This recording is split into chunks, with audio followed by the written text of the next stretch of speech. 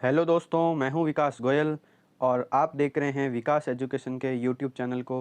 दोस्तों, आज हम बात कर रहे हैं घर्षण बल के बारे में। क्या होता है घर्षण बल और घर्षण बल के जितने भी प्रकार हैं उन सब के बारे में आज अपन डिस्कस करने वाले हैं। तो दोस्तों देखिए, सबसे पहले बात कर रहे हैं घर्षण बल की परिभाषा क्या होती है। घर्षण बल की परिभाषा में सबसे पहले लिखा हुआ है, दो वस्तुओं की संपर्क सतहों के मध्य आपेक्षिक गति का विरोध करने वाला बल जो होता है वो घर्षण बल होता है। ठीक है, देखिए इस परिभाषा का क्या मतलब है। जैसे मान लो ये आपके पास एक सॉफ्टनर है, इस सॉफ्टनर को जो है अपन गति करवा रहे हैं, एक बल देख के, ये बल देख के इसको गति करवाई जा रही है। तो जो कॉपी का पेज है और जो सॉफ्टनर की सतह है, इन दोनों के बीच में जो इस सॉफ्टनर की गति का विरोध कर रहा है बल, वो होता है घर्षण बल। और घर्षण बल जो होता है वो हमेशा जो गति कर रही ये वस्तु है इसके विपरीत दिशा में लगेगा। मतलब कहने का मतलब, घर्षण बल जो है इसकी दिशा जो होगी, ये घर्षण बल की दिशा इस गति की विपरीत दिशा की तरफ होगी। ये होता है घर्षण बल। अब देखो दोस्तों, नेक्स्ट लाइन क्या है, यह बल दो वस्तुओं के मध्य परस्पर गति का विरोध करता है।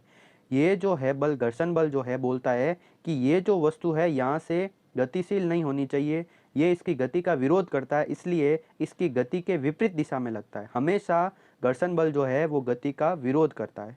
ठीक है दोस्तों, देखिए आगे बात करते हैं। घर्षण बल सदैव गति की दिशा के विपरीत दिशा में लगता है। अगर इस दिशा में गति हो रही है तो ये जो बल है वो इस दिशा में लगेगा। तो गति की दिशा में विपरीत बल लग रहा है, ये होता है घर्षण बल। ठीक है दोस्तों, अब देखो अपन बात कर रहे हैं नेक्स्ट घर्षण बल के प्रकार की, कि घर्षण बल के क्या क्या प्रकार हैं और उनको किस तरीके से करना है। देखिए बात करते हैं स्थैतिक घर्षण बल की। ठीक है दोस्तों, किसकी बात कर रहे हैं, सबसे पहले अपन स्थैतिक घर्षण, स्टैटिक फ्रिक्शन क्या होता है इसके बारे में। वह घर्षण बल जो संपर्क में आए तलों के मध्य आपेक्षिक गति उत्पन्न होने से पूर्व, आपेक्षिक गति उत्पन्न होने से पूर्व कार्य करता है, उसे स्थैतिक घर्षण कहते हैं। मतलब ये जो स्थैतिक घर्षण बल होगा वो गति होने से पूर्व कार्य करेगा। जैसे मान लो, ये वापस अपन एक एग्जांपल ले रहे हैं, ये है सॉफ्टनर। इसके इस सॉफ्टनर को हटाने के लिए, मान लो इसको गति करवाने के लिए 1 न्यूटन का बल चाहिए। ठीक है, अब 1 न्यूटन का बल जब तक मैं यहाँ से आरोपित नहीं करूँगा तब तक इस सॉफ्टनर की गति नहीं होगी।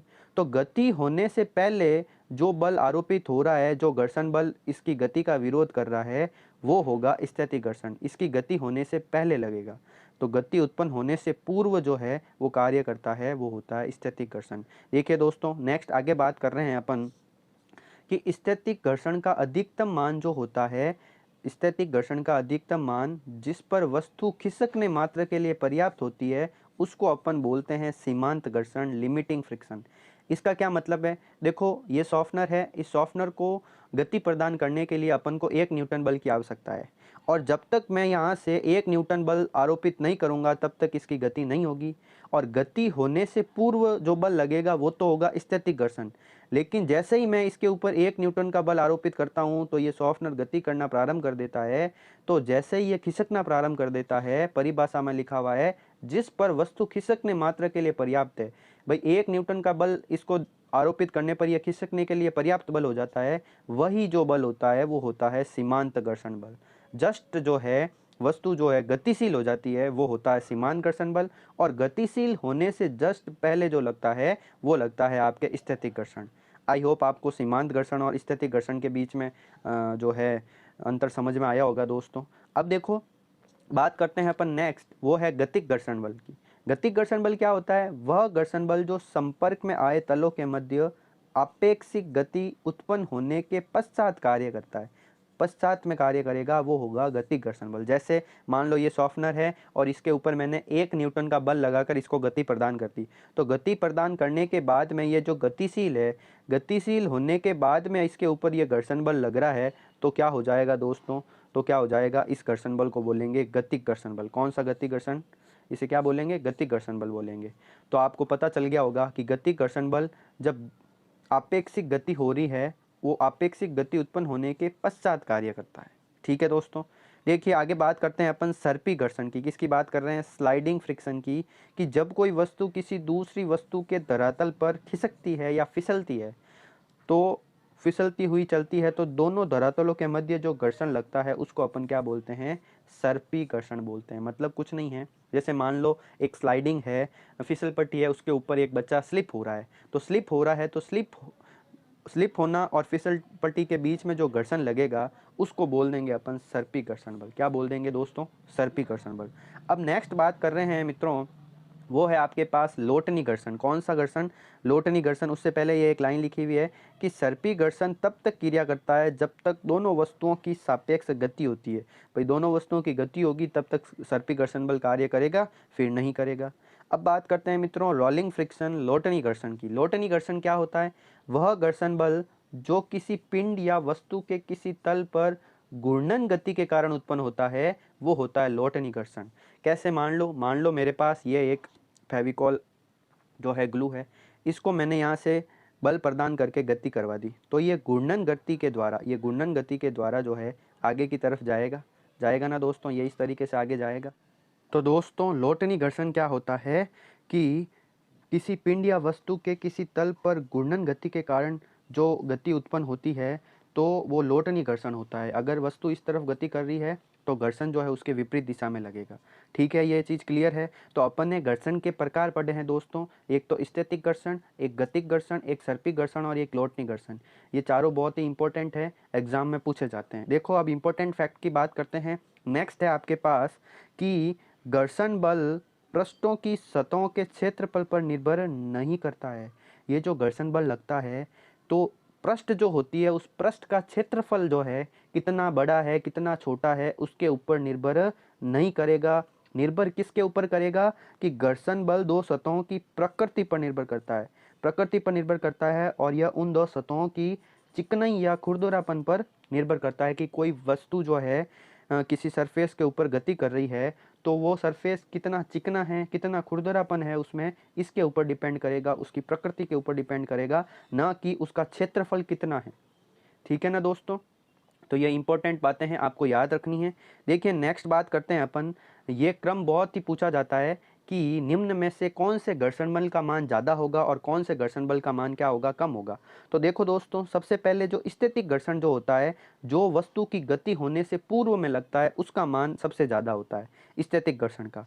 फिर स्थैतिक घर्षण के बाद में मान आता है सर्पी घर्षण का। सर्पी घर्षण के बाद में गतिक घर्षण, और सबसे कम घर्षण किस में होता है दोस्तों? लोटनी घर्षण में। लोटनी घर्षण में जो होता है वो सबसे कम घर्षण होगा, क्योंकि वस्तु ऐसे लुढ़कती हुई आगे जाएगी तो सामने दिखती बात है दोस्तों कि घर्षण कम लगेगा। तो लोटनी घर्षण में सबसे कम घर्षण बल लगता है। फिर सबसे ज़्यादा लगता है वो स्थैतिक घर्षण बल में जो है वो सबसे ज़्यादा घर्षण बल लगता है। तो दोस्तों ये तीनों बातें जो हैं बहुत ही ज़्यादा इंपॉर्टेंट है, ये अच्छी तरीके से आपको याद रखनी है। फिर देखो बात करते हैं घर्षण बल जो होता है F, वो होता है म्यू एन। म्यू को बोलते हैं घर्षण गुणांक, और एन होता है दोस्तों अभिलंब बल। एन क्या होता है? एन होता है अभिलंब बल। अभिलंब बल कैसे है, क्या है, किस तरीके से करना है, यह आपके पास एक डायग्राम दे रखा है, इसके ऊपर फोकस करो। देखो ये आपके पास कोई पिंड है जो यहाँ इस v वेग से इस दिशा में गतिशील है, v वेग से गतिशील है, तो ये आपको अंडरस्टूड होना चाहिए कि घर्षण बल जो होगा वो इसकी विपरीत दिशा में लगेगा। तो घर्षण बल इस दिशा में ये घर्षण बल लग रहा है। अब इस पिंड के जस्ट लंबवत जो है, इस पिंड के जस्ट ये लंबवत जो बल लग रहा है दोस्तों, इस लंबवत बल को अपन बोलते हैं अभिलंब बल। कौन सा बल बोलते हैं? ये होता है अभिलंब बल। तो अपना घर्षण बल जो होता है वो होता है घर्षण गुणांक गुणे अभिलंब बल।